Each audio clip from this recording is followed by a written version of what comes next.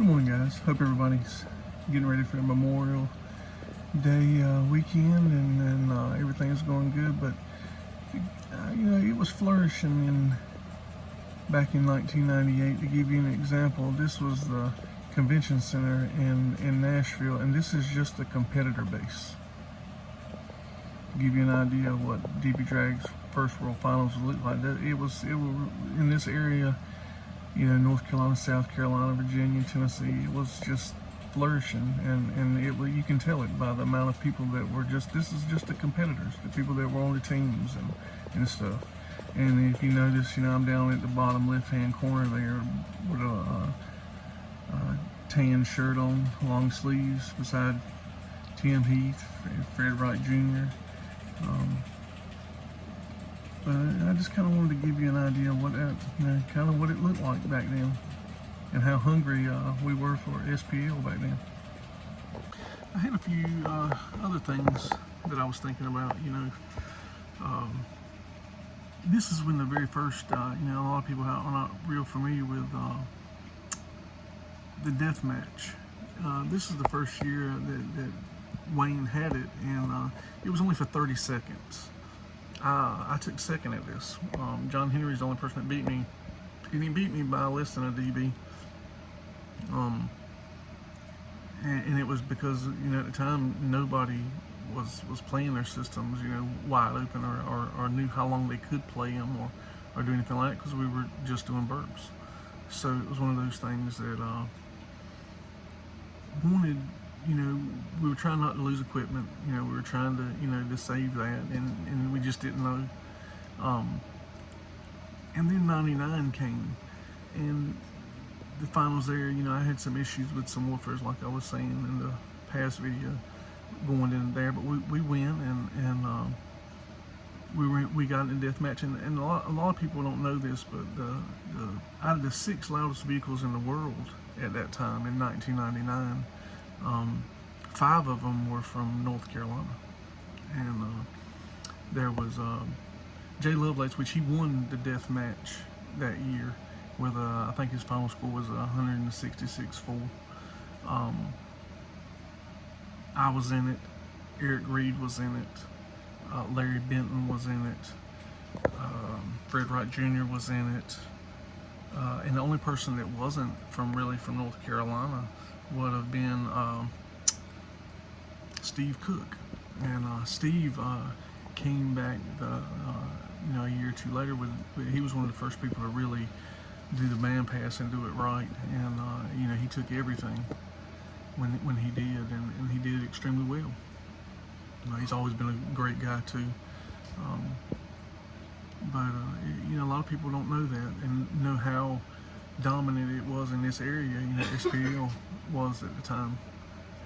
I just thought about that, and thinking about the meters, where it came from. I have a lot of people, I hear a lot of people say before, 2002, the scores or whatever, but I'm getting ready to put up a picture that will show you what we were actually using a B&K, which was actually Tom Hill's B&K from South Carolina, and Jeff and Tom were really good friends, so I was able to set. I had a Linear X at the time, and I was able to use my meter. I actually used a B&K to set mine, and through Jeff Wright, and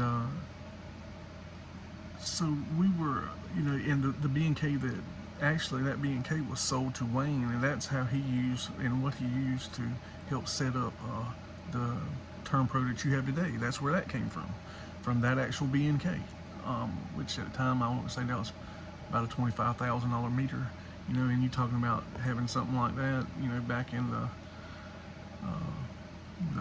mid to early 90s, that made, or mid to late 90s, excuse me. Having access to that kind of equipment, made a world of difference, and it really paved the way for us, I think, to be ahead of a lot of stuff, meter-wise, because at the time there was audio control and gold lines and stuff like that, and those meters were, if you didn't have anything, they were great. I mean, they really were, to be able to use, because it's a tool, so anything you can use to do it. But we were, I think, on a better ground to start, because my meter, I'm going to show you a picture of that, actually read about a dB lower than the Term Lab when it was initially brought out. And all the way up until I sold it, it was about anywhere from a half a dB to 7/10 lower than the Term Lab, all the way till about, I guess, 2005 is when I finally sold it, and got rid of it. But I'll give you that picture there in a second, give you an idea.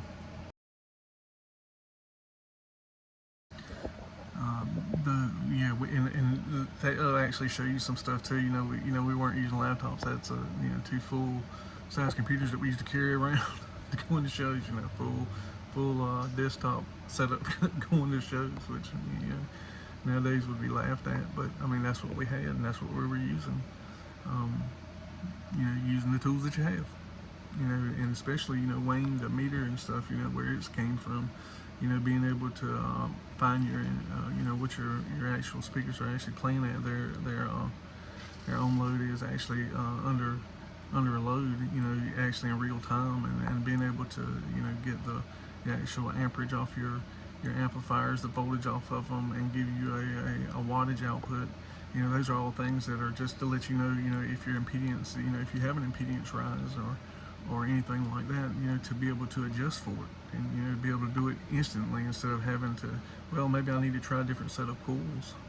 And speaking of that, the speakers and stuff, about the same time, when the frequencies were dropped, to 80 hertz, and I know probably this might not be something that a lot of people realize or know, but compliance control came in for speakers, and kind of what that means, but is compliance control really affects car audio, I guess, more than it would anything. But like I was saying about Jay in the earlier videos from Creative Acoustics, his family was more PA equipment, so professional audio stuff. So that would be considered more mass control for a speaker, which the difference really boils down to efficiency and where it actually your speakers will kind of produce at. Usually, it's under 60 hertz. That would be compliance control, and above that, they really don't perform that well. And mass control would be above that. So when you're like the guys were doing high tones, so a lot of PA speakers were used, which is where Serwin Vega Sturgis came from. They are a old woofer, but they're PA equipment, and with the PA stuff like that, they would get loud with the higher tones. And you still could use it today, but there's just not very many people, especially with car audio speakers, that are doing almost everything is going to be compliance controlled now. But you could, get some and get them, some. And what it is, the X-Max is real short on a mass control woofer. But the efficiency is really high. So if you had that and you were tuning them up, tuning your system up higher to be above the 60, really above the 60 or, around 60 or above, and you got a really high efficiency speaker with not nearly the power that it takes, now, you could get really loud really fast.